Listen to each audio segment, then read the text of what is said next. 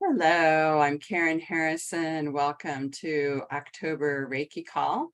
My website is www.karenharrison.net, and you can find this podcast on YouTube and all the places that you get your podcasts. I am happy to have my friend Cami Coté with me tonight. She is a licensed teacher with the International Center for Reiki Training, as am I, and she is from Missoula, Montana. She is a vibrational sound healer and a yoga teacher, and she also recently presented at the Reiki retreat at the International Center on children and Reiki, and was it Reiki for body positivity? Yes. Yeah. Yes. So yeah, that was awesome. Thank you. Yeah. So welcome, Cami. Yeah. Thank you, Karen. It's really nice to be here. Oh yes, we should say what your website is. My website is www.heartrhythmreiki.com. So Heart Rhythm Reiki. Okay. Well, that's super, and that would make sense. Yes. All right. Well, I'm kind of curious, what inspired you to learn about how to do sound therapy with Reiki? Yeah. Thanks for asking. I started my journey as Karen mentioned as my spiritual journey, if you will, with yoga. And while I was learning yoga, I really connected with mantra specifically, so singing mantras in Sanskrit. And as time went on, I learned to do kirtan and led a lot of kirtan in my community for a long time. And it was through playing a harmonium and through chanting and so on that I really started to discover the power of sound. And as my life moved towards the Reiki practice more and more, I was also drumming and different things like that. And I had read an article about doing Reiki drumming. And I just started incorporating a little drumming into my sessions. And it was at that point that my clients really started to have these amazing healing experiences. They were saying, wow, the combination of the drum with the Reiki was so powerful. I felt so much releasing and all of that.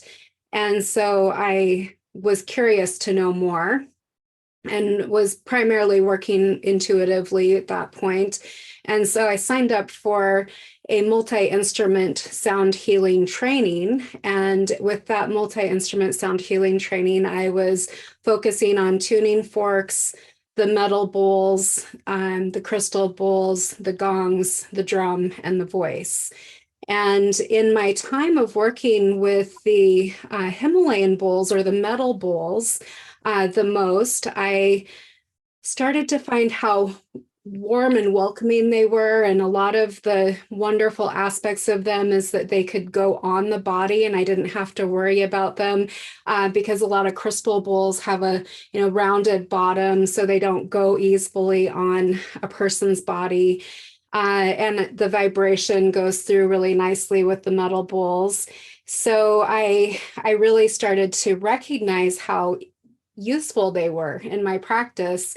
And to make a long story short, I was then put in touch with a person that became my long-term teacher and mentor, Jeffrey Torkington. And I ended up studying with him for over 300 hours. I organized tours for him and so on. And I took all of his trainings multiple times through this process of a couple-year timeline. And he was fully focused on the metal bowls. So that's part of where I've come from. But I also, as I mentioned to Karen, I'm an equal opportunity bowl player. So while a big part of my practice is very much based around the metal bowls, I do love the crystal bowls and all the other complementary instruments that I work with as well. Well, that's interesting. How would you compare the Himalayan bowls to the crystal bowls? Yeah. So, well, first and foremost, they're completely different made, completely differently made. For example, the Himalayan bowls or the metal bowls are made with bronze, and the crystal bowls are made of glass and quartz, that type of thing.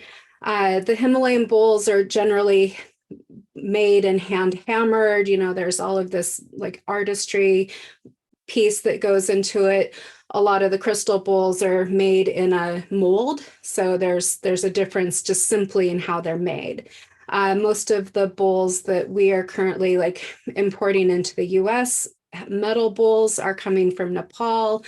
Most of the crystal bowls that are being imported are coming from China. So, that's generally where they're manufactured and made. Nepal for the Himalayan and China for the quartz bowls. I personally find, and as I said, I like to play both, and I find they have a different energy about them. The metal bowls, the Himalayan bowls, have this tendency to be very warm and welcoming, as I said, and I often hear my clients say, "Oh, I wish I could just crawl and lay inside of one of those bowls." It's just like they kind of beckon you to come closer, and they move the energy with gentleness. Whereas, and again, I'm not saying anything against crystal bowls because I also love them. They have a tendency to push people a little bit, even in some cases can push people a little bit away in a way. I hear this often in my playing, in my circles of people that I talk to, that they say, "Yeah, I love those metal bowls, but I just don't really like those crystal bowls." And exactly what that is, I don't know. Just something about our ear and our bodies and all of those different things. Naturally, we can't expect to love everything, that type of scenario. Well, thanks. That's really interesting because I know it seems that the sound healers I know use one or the other, but not both. But so that's pretty cool that you do both. Yeah. Kind of leads me to, the question of how does sound heal? Well, this is the great mystery question, right? Just like Reiki, we How does talk about this. We talk about this being the mystery teaching with Reiki, very similar with sound. And I would say on a level of, I talk about this regularly on the level of uh, us really knowing. I use this analogy a lot. For example, a heart surgeon can open up the chest and they can go in there and they can fix the valve or whatever, challenge there is. But with our energy practices, we might be, doing that kind of work, but we don't really get to see that like opening up of the chest and the fixing of the valve. So, so yes, it's left up to the mystery in many ways. Very similarly to Reiki, sound has a lot of the same type of effects. So it helps us to lower our brain waves or slow our brain waves. It helps us to lower our pulse rates. It helps us to decrease our blood pressure. It helps us to, really reset on a cellular level all of these various situations that come up. And so as we're activating the parasympathetic nervous system, that's where we can get into what's known as the relaxation response. I imagine most people that have been around the Reiki areas for a while have heard a lot of talk about the nervous system. And so that's when we are able to get into what is known as the theta state. So generally we are in a beta state of mind. Our brain waves are in this beta state. As we come into the theta state, moving down through the brain waves, we are able to move into that place where we can heal. And I always like to say, is it the sound that is healing, or is it the person that you're working on or your own self that is healing? And like to try to, we get into these expansive conversations about healing on that level. Who's really healing? Is it the sound or is it the person? Mhm. Yeah, it's right. And it's a marriage. It's a combination. Definitely. Yes. Yeah. And it makes me think of some training I took with Jonathan Goldman, who's a sound healer, and he said Yeah, sound plus intention equals healing. definitely. And it goes through with all of the different modalities that we practice. Mhm. Yeah. Yeah. So, what sort of things can be treated with sound therapy? So just like with Reiki, everything can be treated with sound. There are a few things that you want to be, and I might be jumping ahead of things that you want to be mindful of as far as contraindications are concerned. But you want to be mindful if someone is pregnant, for example, or especially in their earlier trimester, first trimester. You also want to be mindful of people that have screws and plates and devices implanted, like the uh, pacemakers, that kind of stuff. Just not that they can't receive Reiki, but or sound therapy, but that you don't want to place the vibrational instrument right over that implant or that type of thing. And same thing with pregnancy, just not putting the vibrational bowls on their body for that first trimester, especially. Uh, and then naturally also sound induced epilepsy. It is a thing, and we have to be mindful with that and so on. So beyond that, what can we treat? A lot of things like just general physical pain and ailments. I've personally, through my sound and Reiki practice, been able to do a lot for my knee, for example. I hurt my knee when I was very young, and it's kind of moved along with me my whole life. And so I can reduce my pain levels with my knee, with that. Also, it can help with a myriad of digestive challenges. It can help with anxiety because as we're, bringing in that relaxation response, it can help reduce and lower anxiety. It can help with stress. It can help with mood swings, all of those different things, because it's bringing in deep relaxation and a connection to oneself. So, Cami, can I, if I've got a bunch of bowls downstairs that I play sometimes. So Yeah. if I just take that bowl and put it on my belly and hit it some, is that going to help my digestion? Yes, it will.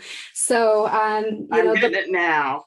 I yeah. I had pale salad for lunch and my stomach's going. Oops, sorry, I didn't mean to bang this. So, this is one of my bowls I like to put right on my belly. It's a nice size bowl, so you can get quite the nice vibration from it. I'll give it a nice little tap here.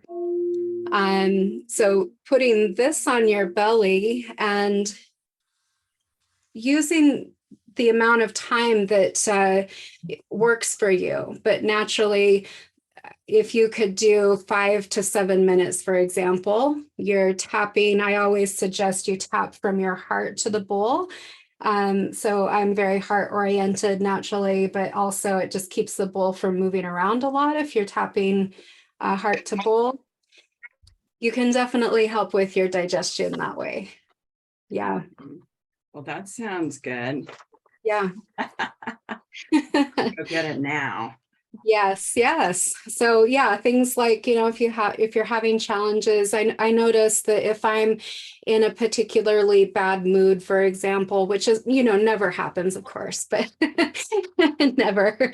But yeah, like we're all human beings, right? So these things happen. I might be aggravated or angry about something.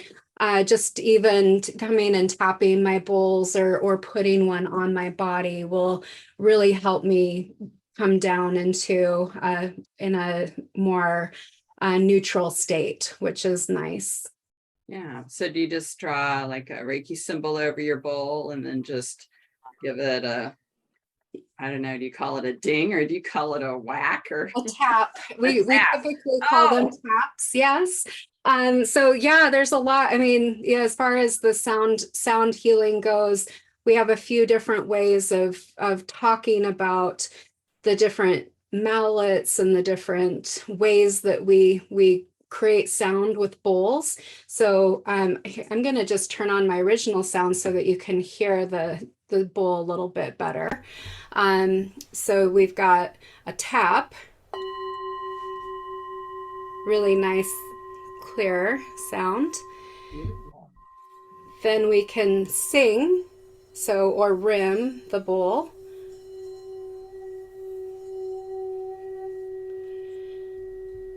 And then we can tap it. This is too big of a mallet, honestly, for this bowl, but you know. So the nice thing is working with multiple mallets, you can get multiple sounds out of your bowls too, which is a really cool thing. But Hey, can you tell us how you were holding it? Because, I find I sell some singing bowls in my little shop. I mean, if you don't hold it the right way, you're not going to get any sound out of it. yeah, that's actually a really important thing to know. So when holding a bowl in your hand, most people have the tendency to want to hold their bowl like this because it moves around really easily. But you're going to dampen the sound or even not be able to get sound if your fingers are pressing up against the bowl. So you need to hold your bowl in the palm of your hand as you start to sing or tap the bowl. And then, that way you can get sound. Singing bowls and getting sound out of bowls is definitely not, as I often say, rocket science, but there's a lot of little tips and tricks and techniques that I work with, and I teach singing bowl courses. So I teach people how to play bowls and how to incorporate sound into their practices. And so a portion of the class is really based around me teaching tapping and singing techniques, and then watching and helping the students really learn how to get the best sound out of their bowls. Well, that sounds good. Now, can you teach that online or do they have to be in person? Yeah, I teach both in person and online. I will say that the in-person trainings are, of course, the best because you get to be in presence of a massive amount of singing bowl inventory that I have. I have just an amazing amount of inventory. But online does work. The biggest thing is that I have to have, worked with you in advance enough to know if you either A, have bowls, or B, be able to get bowls to you before the class so that you can be playing with the bowls and that kind of thing during class, because we do the practical aspects of the training during the class online. Well, that sounds cool. Well, Yeah. I mean, as we're talking along here, I'm just watching some of the faces and wondering if anybody has any questions, you can unmute yourself and, speak up. Christina. I have a question. How do you incorporate it when you give a Reiki session? How do you incorporate your bowls? Yeah, for me personally, I've been working with this for a while, and I think there's a lot of different ways to incorporate sound with Reiki. Oftentimes for me, I like to start with sound. So I come in with my client, I do my Reiki prayer, and then I'm a master, so oftentimes I'll be working with one of the experiences. So if you know Holy Fire Reiki, you know about the experiences. I'll start with an experience, and I'll be playing the bowls, and then I will naturally allow the live sound to come to an ending and go into more of a like what I would call traditional Reiki session, working head to toe or wherever I'm working. And then oftentimes I'll come back and finish with sound at the end. So it's kind of this little marriage of the two in one session. And once I move to hands-on, I'm not able to continue playing, so we got to bring in the recorded music at that point. Yeah, Liz, did you have a question? Yes. When you're using your bowls, I know they correlate chakras with bowls. Do you have to use the correlating bowl to the chakra? Like if Karen needs something for her stomach, does she need like a root chakra or you know what I mean? Or can Yeah, you no, use the bowl? I know exactly what you mean. And I will say, no, you do not have to have a specific note for a specific chakra. That was actually a more contemporary teaching that was brought forward in the 70s. And this is simply just not the way that it works. Any tone will work for any body part. There was definitely a lot of information given out about C had to go with the root, and D had to go with the sacral chakra, and E with the solar plexus, and so on up the line. And what we've learned as musicians is that was a very limited view, because that person that wrote that was going off of the fourth octave of the Western noting system within the within the musical realms. And there are bowls that are in the fourth octave, but I have bowls down into the second octave, the third octave, the fifth octave. So to create a so-called chakra set, if you will, especially with the metal bowls, it can be somewhat challenging. They can do it with the crystal bowls because they're man-made in the aspect, and that they can be tuned specifically to those notes, and you can keep them all within one octave, but not so much with these metal bowls that are being made handmade and different things like that. So yeah, any bowl will work for Karen's digestive stuff. Yes. That's really good to know. Right. Yes. And that's freeing too, because that doesn't mean you have to have a lot of bowls. I mean, that sounds like you'd start with one bowl.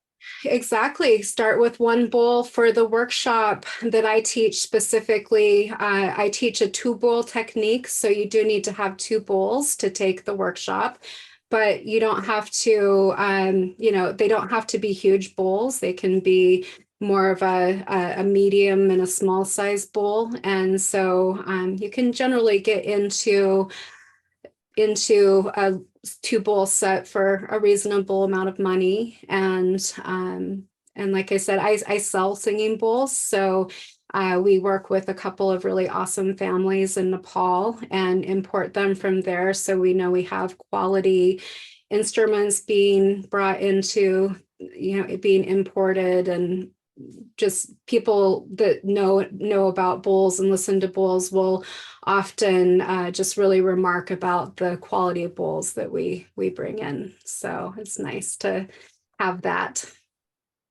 So well, that's good to know. So there's good quality bronze bowls and poor quality ones. Like, how can you tell? Yeah, actually, thank you.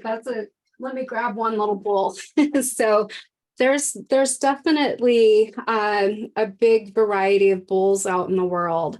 Some of the things that you can look for, and I've got 2 bowls that are similar in size right here. So this is a hand hammered bowl, and it's going to be harder on video for you to see, but this particular bowl was made by a few people through the process. There's some cool videos on YouTube. You can watch how they make a singing bowl, but the general idea is that they They melt down the metal. It's bell metal. So it is 80% copper, 20% tin. And they put them in a little cupcake mold type of thing. So, they put it in there and then they let them cool a bit. And then they take them out. And this is a small bowl, but they have, people that turn them, and then they have people that hammer them. So it can take anywhere from 3 to 6 people, depending on the size of the bowl, to create one. So when you see a bowl, you can just simply rub your hand along it and you can feel the hand hammering in them. And then, tap it. The main things that we're listening for when you tap the bowl is a nice clear tone that has some resonance to it, that has a sustain. So a lot of times if you tap a bowl, it won't have very much sustain, and that would be an indicator that it wouldn't be the best quality bowl, for example. Then we have out in the market a lot of bowls that are machine-made bowls. So if you can see here, it's smooth. This was the very first singing bowl I ever bought. And this was before I knew anything. It just has kind of tarnished over time, but it's totally smooth and doesn't have any hand hammering at all. And so they just simply popped this into the little cupcake mold. They brought it out, and they put 3 little lines around the outside, and that's what they did. It actually still has a nice sound to it. It's not terrible by any means, but it's not the same as this one. So give me 1 second. I'll turn on my original sound again, just real quickly, and I'll tap them and show you the difference. So this is the sound of this bowl, is the Himalayan, the handmade bowl.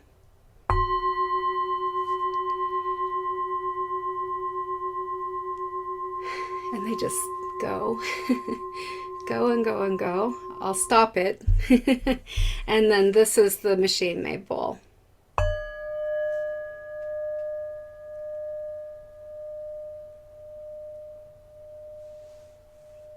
So you'll notice it's already starting to, again, I'm not saying that tone is a not great tone. It's actually a nice sounding tone, but you can hear the difference, can't you? The one has its overtones, it's coming in, it's bringing in all of that,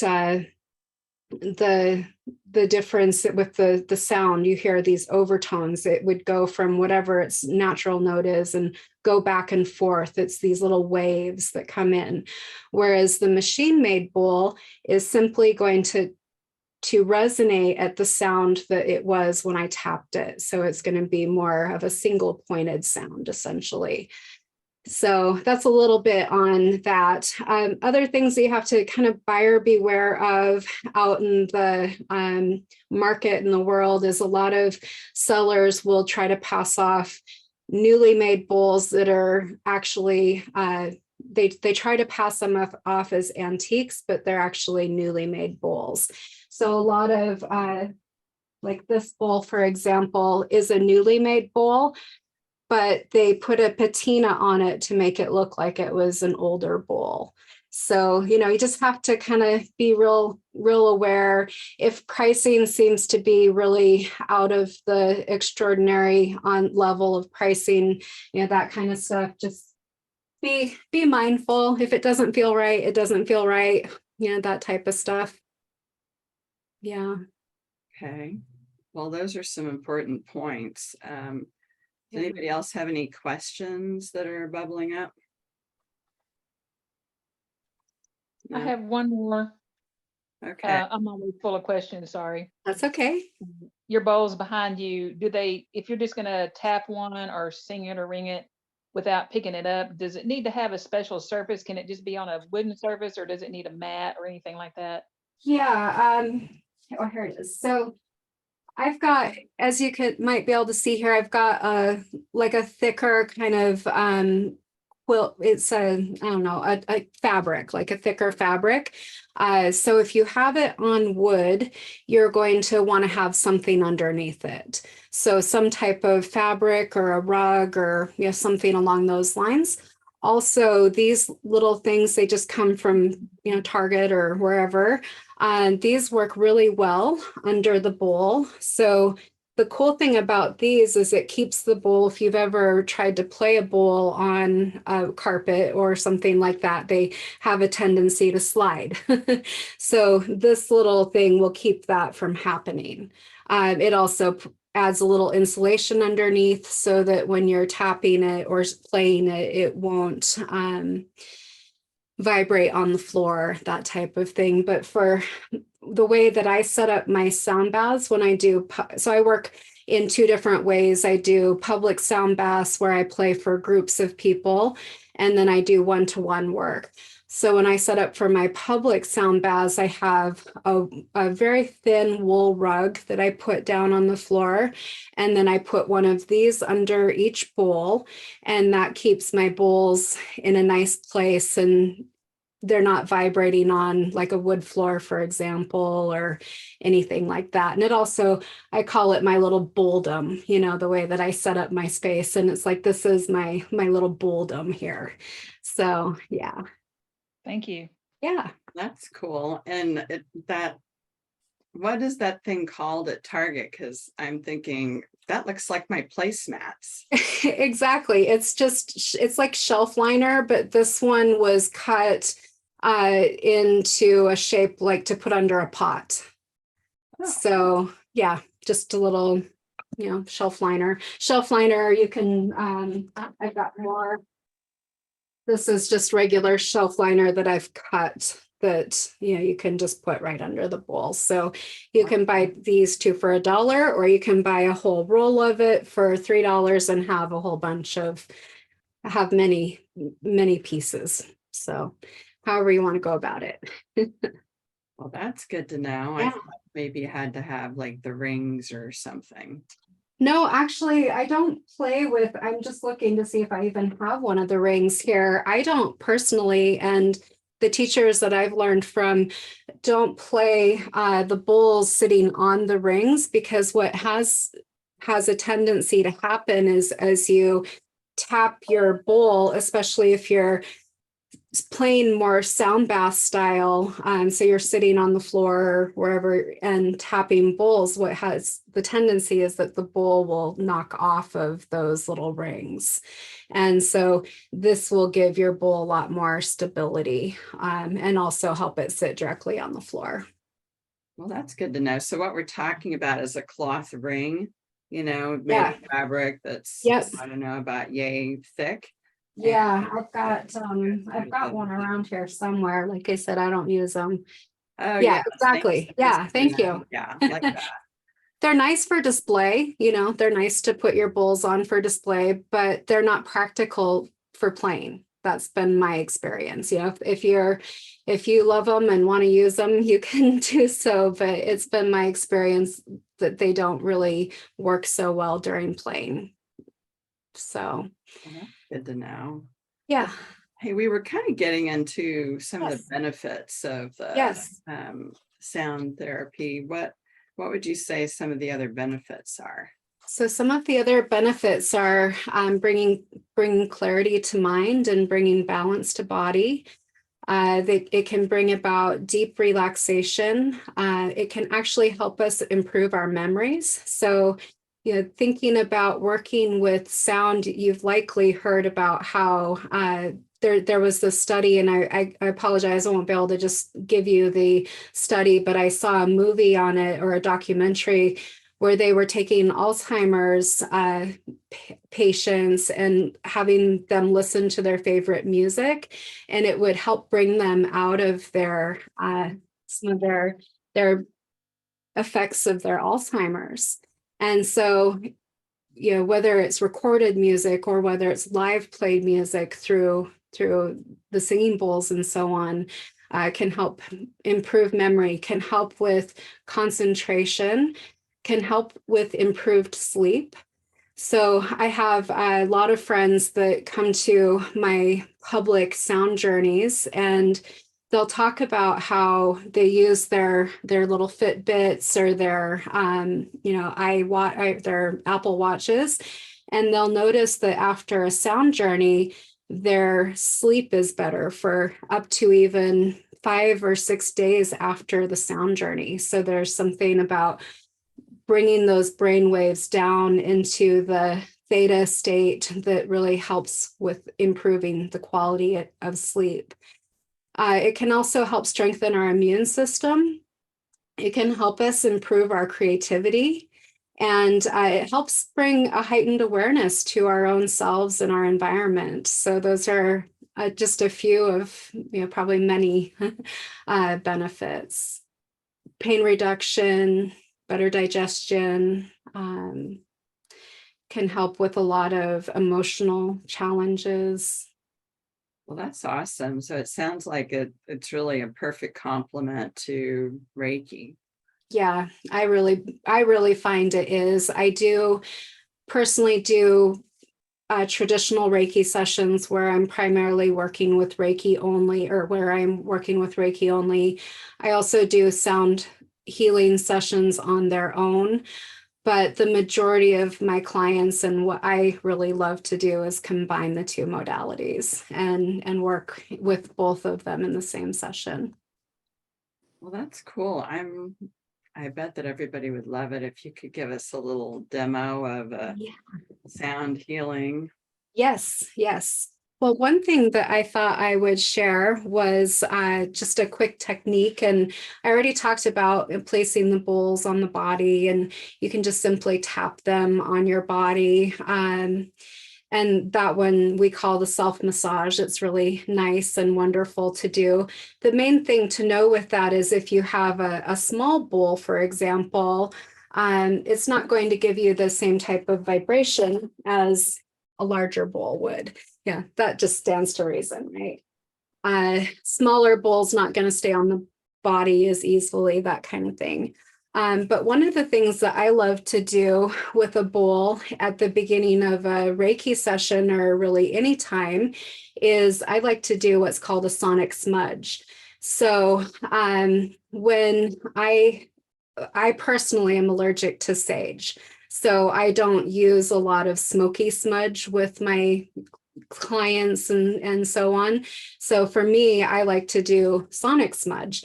So just like you would smudge someone with sage or Palo Santo or any number of things, you can do the same thing with a bowl. I'm just going to go back to my original sound here. So I'm just going to, envision that I'm starting over the head and going over the person's head, coming down to the heart, going out to their arms, coming back to the center, back down through each leg. So you can really take as much time as you want as you're working with the bowl. And I just so happen to have this little bowl. It's a practitioner style bowl with a little handle on it, which is really nice. However, you can do this with a regular bowl, holding it, and same thing, moving it along through the auric field as you're doing that work. So that's a just quick tip to bring in if you do have a bowl. And actually, if you would do a little hands up, who has bowls in the room? Yeah, good. Okay, yeah. So yes, a big part of my passion is to help people find their love of their bowls and to actually use them, because we'll often invest in bowls and have challenges getting them to sing and have challenges getting nice sound out of them. So that's one of my passions, has been to help people with that. So give me just one quick second. I'm going to pull some bowls off of my table back here and bring them a little closer to the microphone.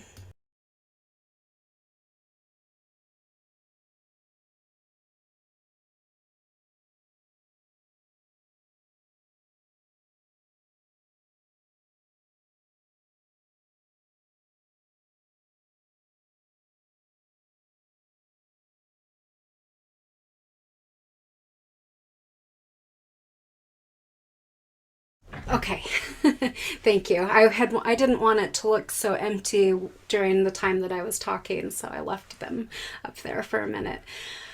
Okay, so let's see, I think we've got about 10 minutes to play. So let's see, there was a quick question that came through. Do I strike the bowl on my hand before I place it on a person? Sometimes yes and sometimes no. You can actually, I'm going to move my necklace here. You can put the bowl right on the body and tap it while it's on the body.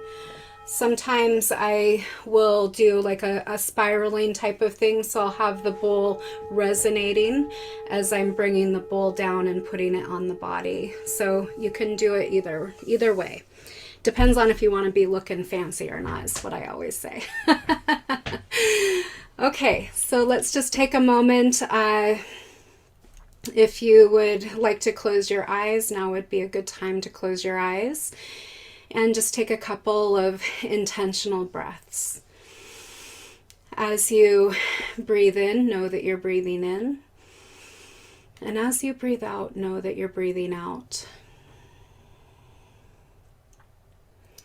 One of my favorite quotes is, "Sound is heard not only through our ears, but through every cell in our body." And that was written by Mitchell Gaynor, who's an MD.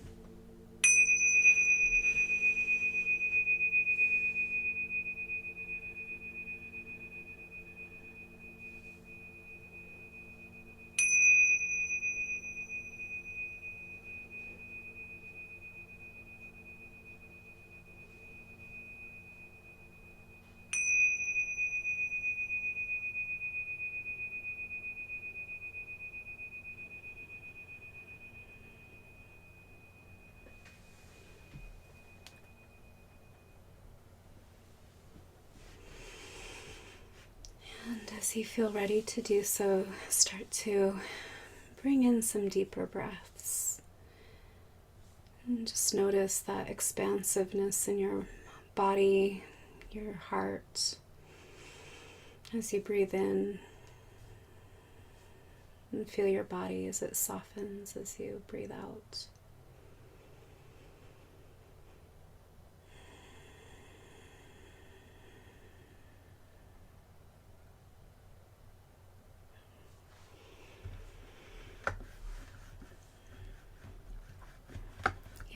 Yeah. Wow, that was amazing. And that was so cool that the sound sounded so good over Zoom. Yeah. I've worked really hard to get my sound as a sound therapist. It's like, oh man, you got to work so hard to get your sound good. Yeah, So I do sessions online as well as in person. wow. Well, what was your secret? I know you did hit the original sound, and then is it a special microphone? Yeah, I don't have a special microphone actually. I mean, I do have a microphone, but I have the regular microphone most everybody has. So I have the Blue Yeti microphone. A lot of people have that Blue Yeti, and it's really in the settings of the Zoom. You go in to the sound settings, and you have to click on original sound, and then you have to do I have to look at it. Sorry. You have to go into, yeah. So in your settings, you have to click on high. So suppress background noise, you have to have on high. So that seems to do it. And then show in meeting option for original sound, and then echo cancellation. And that seems to be what gives us the clearest sound. And yeah, just Wow. good quality bowls and, all the things. Yeah. And I Christina, just say it was wonderful. thank I mean, you. I felt like water in a glass, when you put sound to it and how it vibrates everywhere. And then when you did, I don't know what you did, wood or something, it was like it's like grounding, very grounding in that moment. And then Yeah. when you did the bell, the last one, and then everything is like, just and the last one is like, it clears the mind. Yes. Yeah, I sleep good tonight. That was beautiful. Yes. Thank you. You're welcome. Yeah, just 10 minutes, 10 minutes will help you sleep better. So, yes. Well, And that's you have your courses on your heartrhythmreiki.com.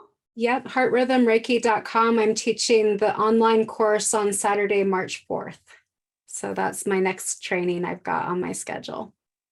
okay. And I have a quick question for you, Cami. I was wondering, in your teachings and in experiences, have you or anybody that you've come across with ever worked with a client with the sensory neural hearing loss that they've tried sound therapy on, and has there been any positive results from that? Yes, I specifically have not worked with anybody that has been deaf. I've worked with people that have been, hard of hearing, but not fully deaf. But there has been other practitioners that I know of, my teachers that have worked with people that have been deaf, and really the vibration is what is the most important thing. And we, as a body, our whole body listens as opposed to even just our ears.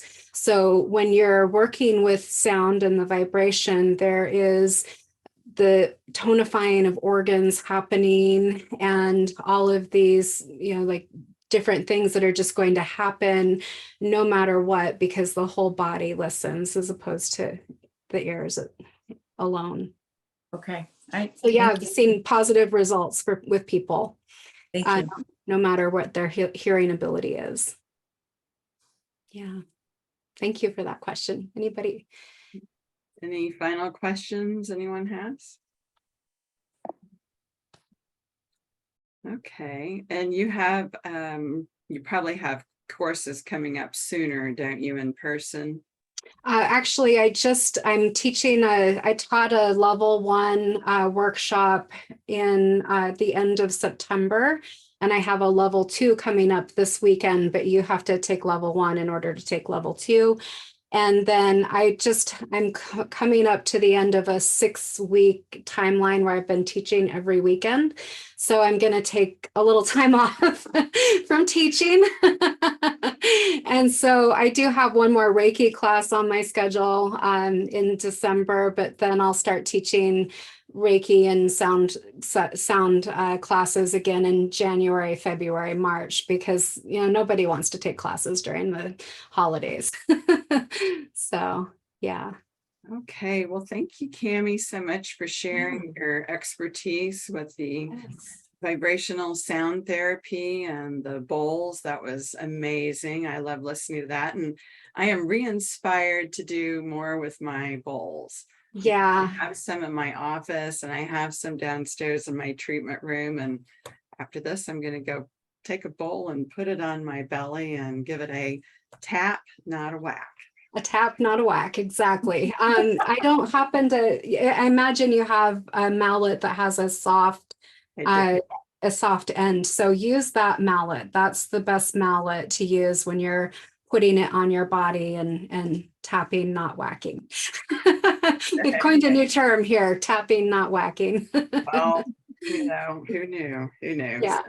Yeah. So thank you. Cami's website again is heartrhythmreiki.com from Missoula, Montana, and mine is KarenHarrison.net. Thanks for joining us on Reiki Call, and love to hear your comments and suggestions for other topics that you would like to hear about. We have a wealth of talent with our licensed teachers, and they're the ones I'm primarily going to for my podcast. Yes. So hope to see you all next time, and big hugs to everybody and a whole lot of love. Yeah. Thank you, Yeah, everyone. thank you, Karen, for hosting this space. I'm very grateful. And for having Cami as a guest, it was very informative. I'm definitely going to be getting some bowls. I'll be checking out your website, and you gave me some great tips and advice. And yeah, I really appreciate it, both of you. Thank Yeah. you. If you're looking for bowls, just please reach out to me. I sell bowls. They're wonderful quality, and Karen as well sells bowls. But definitely, you know, buy from a reputable seller. And one of my talents, if you will, is putting sets together for people. So, you know, it's more than it looks like. It's just not a matter of pulling 5 bowls off of the shelf. There's a lot of listening that goes into it and finding bowls to be in the same family and that kind of stuff. So I ship bowls all over the US. So be happy to send bowls your way if you want them or need them. That's good. Yeah. Any bowls that I sell are only for in person, and I would call them definitely on the starter bowls. Yeah. Yeah. Small, like $25 bowls. Yeah. I have bowls ranging from $50 up to well, $2,000, depending on, they're sold by the weight by weight. So the bigger they are, the price goes up, and that's just, you know, the way it works. But you know, you can get a nice set of bowls for pretty reasonably price line. So Good to I know. always work really hard to stay within people's budgets. So that's one of my first things that I call myself a bowl concierge. So, you know, we talk about what you're looking for and that kind of stuff. So not to keep talking, I'll let you end your podcast, Karen. All right. Well, thank you so much, Cami. Yeah, And thank you. all for joining us. Yeah. Thank you. Thank Okay. you, everyone. Okay. Bye-bye. Bye.